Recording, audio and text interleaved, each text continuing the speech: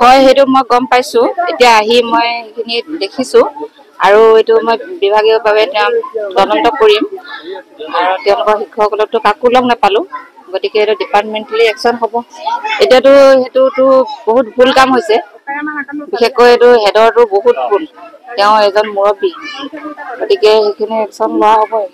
এতিয়া যোগাযোগ কৰিও একো মানে গম পোৱা নাই তাৰ ফোনতো তেওঁক হেৰি কৰা হৈছে কিন্তু পোৱা নাই ফোনতো পোৱা নাই না একশ্যনটো লোৱা হয় আমাৰ একদম এইটোতো হ'বই একশ্যন এইটো নহ'ব লগা কথা না না না চৌকছ কেনেকৈ হ'ব এতিয়াতো হেডৰটো এইটো পুৰা ভুল আছে ন এতিয়া তেওঁ হেৰি এছিষ্টেণ্টসকলক হেৰি চম্ভালিব পৰা নাই এইটোতো পুৰা ভুল হৈছে এইটো একশ্যন হ'ব মই বিশেষকৈ বুঢ়ীহুটি সমল কেন্দ্ৰৰ অধীনৰ প্ৰায় 10খন স্কুল মই চাওঁ আৰু বাকী মোৰ 2টা ক্লাষ্টাৰ আছে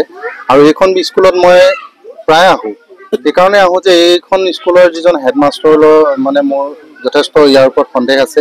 আৰু তেখেতে যি দায়িত্ব আৰু কৰ্তব্য মানে প্ৰতি সজাগ নহয় আৰু বিভাগীয় যিবিলাক নীতি নিৰ্দেশনা আহি থাকে আমালৈ তেওঁক দিয়াৰ পিছতো তেওঁ খুব কম গুৰুত্ব দিয়ে গতিকে আজি এই যিটো পৰিৱেশ বা পৰিস্থিতি হ'ব এই কথাটো মই আগতেও অনুভৱ কৰিছিলোঁ কাৰণ মই বহুবাৰ তেওঁক জনাইছোঁ যে আপোনাৰ এই বিদ্যালয়খনৰ প্ৰতি যিটো দায়িত্ব বা কৰ্তব্য এইখিনি পালনত কিন্তু আপুনি ব্যৰ্থ হৈছে গতিকে বিভাগ এটা ভালকৈ বিশেষকৈ এটা এডুকেশ্যন ডিপাৰ্টমেণ্ট চলাবলৈ হ'লে ল'ৰা ছোৱালীৰ ভৱিষ্যতৰ কথা আছে গতিকে এই ল'ৰা ছোৱালীখিনিক লৈ কেতিয়াও হেতালি খেলিব নালাগে গতিকে নিজৰ দায়িত্ব সুচাৰুৰূপে কিন্তু পালন কৰাটো উচিত বুলি কওঁ কিন্তু তৎসত্ত্বেও তেওঁ এই দায়িত্বৰ প্ৰতি তেওঁ সজাগ নহ'ল যাৰ কাৰণে তেওঁ আজি এই পৰিস্থিতিৰ সন্মুখীন হ'ব লগা হৈছে আজিৰ পৰীক্ষাটো কাইলৈ পতাৰ ব্যৱস্থাটো কৰিবই লাগিব কাৰণ ল'ৰা ছোৱালীৰ ভৱিষ্যতক লৈ আমিতো হেতালি খেলিব নোৱাৰোঁ এইটো আমি যিকোনো প্ৰকাৰে পতাৰ ব্যৱস্থা কৰিম আৰু ইয়াৰ বাবে যিখিনি তেওঁলোকৰ দুখ হৈছে সেইখিনি বিভাগৰ ফালৰ পৰা যিখিনি একশ্যনটো হ'বই আৰু মই এজ এ CRCC হিচাপে ইয়াৰ যিখিনি মই ইয়াত আহি যিখিনি পাইছোঁ সেইখিনি নিশ্চয় বিভাগক জনাম এইখন স্কুলত প্ৰধান শিক্ষক আৰু সহ শিক্ষক কেইজন আছে ইয়াতে প্ৰধান শিক্ষকক লগাই আৰু সহকাৰী শিক্ষক 3জন আছে প্ৰধান শিক্ষকজন হৈছে বিনোদ পেগু সহকাৰী শিক্ষক বিশ্বজিৎ নৰহ আছিল বিশ্বজিৎ নৰহ অৱশ্যে ইয়ালৈ আহিছিল অহাৰ পিছত তেওঁ আজি NPSৰ এটা কাম আজি কৰিবই লাগে বুলি বিভাগৰ ফালৰ পৰা এটা নিৰ্দেশনা দিয়াৰ পিছত তেওঁ তালৈ গুচি গ'ল কিন্তু আচলতে পৰীক্ষাটো পাতি তেওঁ যাব লাগিছিল সেইটো তেওঁ ভুল হৈছে তৃতীয়জন হৈছে